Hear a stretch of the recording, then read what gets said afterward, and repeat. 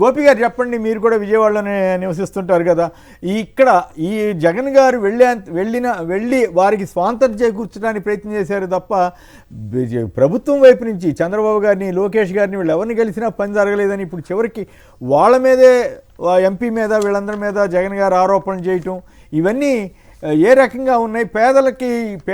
పేదలు మధ్యతరగతి వాళ్ళు ప్రధానంగా ఐ థింక్ మధ్యతరగతి వాళ్ళ ఇళ్ళని ఈ రకంగా ధ్వంసం చేయటం, ఇది కదా విధ్వంసం అనాల్సింది, ఇది కదా కూల్చివేత అనాల్సింది. దీన్ని ఏ రకంగా మీరు చూస్తారు? నిన్న జగన్ గారు వెళ్ళటం వల్ల ఆ బాధితులకి కొంత న్యాయం జరిగే అవకాశం ఉందా? ఇప్పటికైనా ప్రభుత్వం మేలుకుంటుందా? సార్, ఇది చాలా చాలా ఏళ్లుగా నడుస్తున్న వివాదం అండి. కోర్టులు 2 కోట్లు 3 కోట్లు హౌసింగ్ సొసైటీకి అనుకూలంగా తీర్పు ఇచ్చాయి. అయితే హౌసింగ్ సొసైటీని ప్రారంభించిన వాళ్ళు ఇప్పుడు లేరు.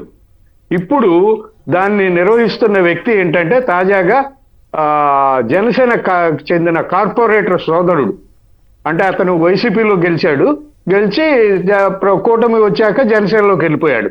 ఈ జనసేన కార్పొరేటర్కి చెందినటువంటి సోదరుడు ఆ సంస్థను నడుపుతున్నాడు. అతను మొదటిసారి సుజనా చౌదరి, స్థానిక MLA, BJP MLA Sujana Chowdary దగ్గరికి వెళ్తే సుజనా చౌదరి అన్నాడు, ఇలాంటి వివాదాల్లో నేను తలదోర్చదలుచుకోలేదు, నేను తలదోర్చును అని చెప్పేశాడు. ఆ తర్వాత వీళ్ళు ఎంపీ దగ్గరికి వెళ్ళారు, చిన్ని దగ్గరికి. ఎంపీ చొరవ తీసేసుకొని అది 100 కోట్ల పైన విలువ చేసే భూమి అండి అది. అందువల్ల దాంట్లో ఇంట్రెస్ట్ బాగా ఎక్కువగా కనిపిస్తుంది వీళ్ళకి.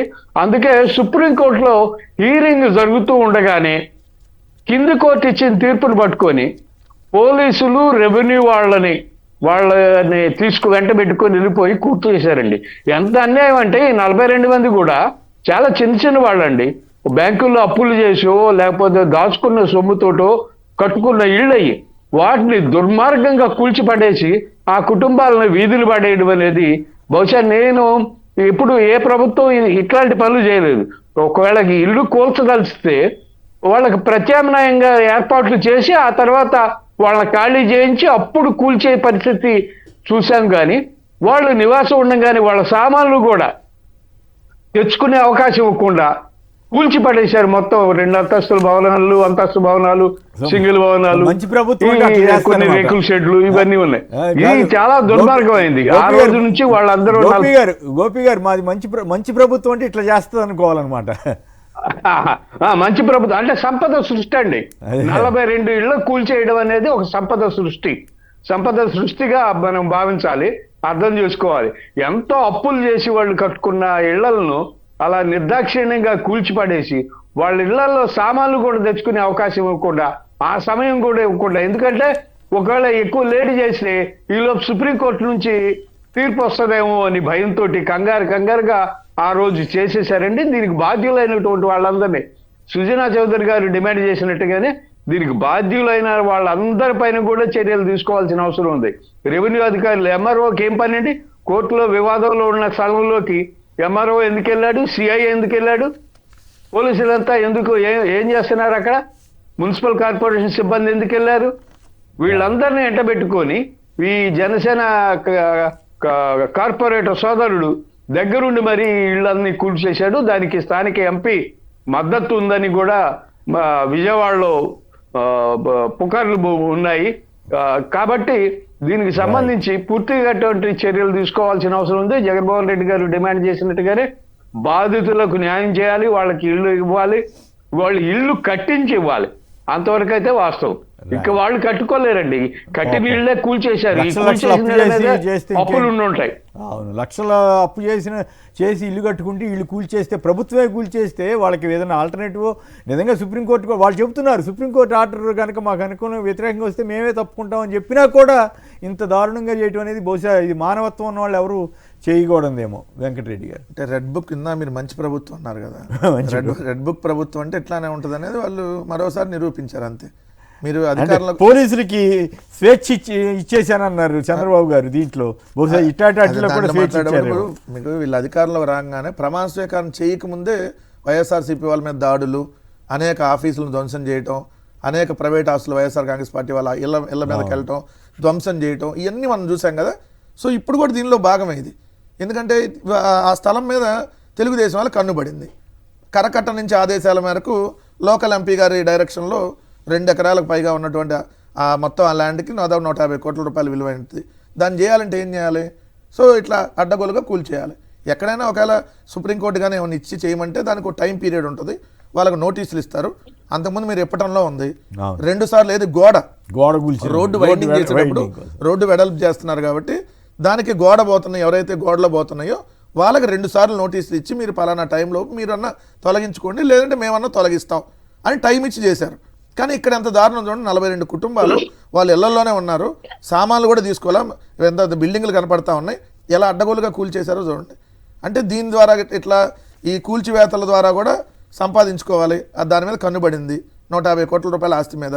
ఇప్పుడు వాళ్ళు ఈఎంఐలు కట్టాలి పరిస్థితి, ఇల్లు లేదు, లేని ఇంటి మీద ఇప్పుడు ఈఎంఐలు కట్టాలి నెల నెల. ఎంత దారుణమైనటువంటి పరిస్థితి చూడండి. ఇప్పుడు 42 కుటుంబాలు రోడ్డును పడేసింది కూటమి ప్రభుత్వం. ఖచ్చితంగా వీళ్ళకి న్యాయ పోరాటం, జగన్ గారు నేను చెప్పినట్టుగా సుప్రీంకోర్టు న్యాయ పోరాటం చేస్తాం. ఖచ్చితంగా ఈ ప్రభుత్వాన్ని మెడలు వంచి ఏదైతే వీళ్ళు చేసినటువంటి అన్యాయాన్ని కోర్టు దగ్గరికి తీసుకెళ్తాం. ఖచ్చితంగా వైఎస్ఆర్ కాంగ్రెస్ పార్టీ ఆ బాధిత కుటుంబాలకి అండగా నిలబడిందని మాత్రం స్పష్టంగా చెప్తాం. రైట్. రామకృష్ణ గారు ప్రకాశం జిల్లా నుంచి. రామకృష్ణ గారు నమస్కారం, మాట్లాడండి సంక్షిప్తంగా. గుడ్ మార్నింగ్ సార్, వెంకటరెడ్డి గారికి, గోపి గారికి.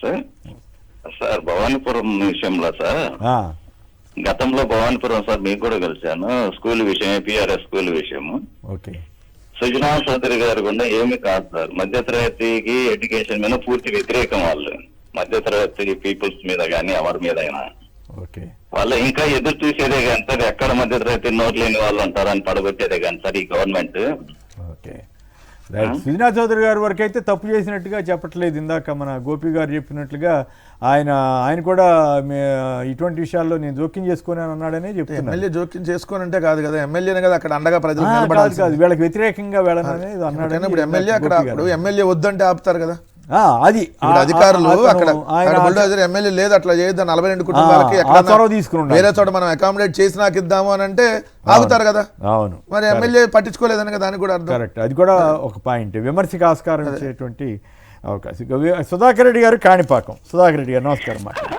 నమస్కారం కుమినేని గారు, మీకు ప్యానెల్లో ఉన్న సభ్యులందరికీ. సంక్షిప్తంగా యాక్చువల్గా చెప్పాలంటే కూడా ఇప్పుడు 42 ఇండ్లు కూల్చేశారంటే కూడా దానికి కొన్ని ఇప్పుడు మెట్రో సిటీలో కూడా ఉంటుంది 30 రోజుల నుంచి 90 రోజుల వరకు అవకాశం ఇస్తారు ఒకే అక్రమ కట్టడం అయితే ముట్టుకో. కానీ ఇంకోటి కూడా కుమినేని గారు, వీళ్ళు ఏం చేశారంటే చూడండి, గవర్నమెంట్ ప్లాన్ అప్రూవ్ రావు, యాక్చువల్ గా అది ఒరిజినల్ లేకపోతే ప్లాన్ అప్రూవ్ కానీ శానిటరీ ఎవరు, ఎలక్ట్రిసిటీ ఎవరు, ఇవి ఆపేస్తారు. ఇప్పుడు బెంగళూరులో కూడా ఏం చేస్తున్నారంటే అక్రమ కట్టడాలు ఏమంటే కేబీ కనెక్షన్ ఆపేస్తున్నారు వాళ్ళు ఇవ్వకుండా. అలాంటి పరిస్థితి ఉన్నప్పుడు వీళ్ళు అన్ని ప్రొవైడ్ చేశారు, బ్యాంకులు అన్ని విధాలుగా చూడండి లోన్ ఇవ్వదు, హౌసింగ్ లోన్. ఇంత సెట్ చేసి వాళ్ళు ఇచ్చేటప్పుడు కూడా కానీ వాళ్ళు దాన్ని అక్రమ కట్టడాలన్నీ అంత దౌర్జన్యం కాదు ఇక్కడ గొడవ, అది సుప్రీంకోర్టు ల్యాండ్ ఇష్యూలో వచ్చినటువంటి వివాదం.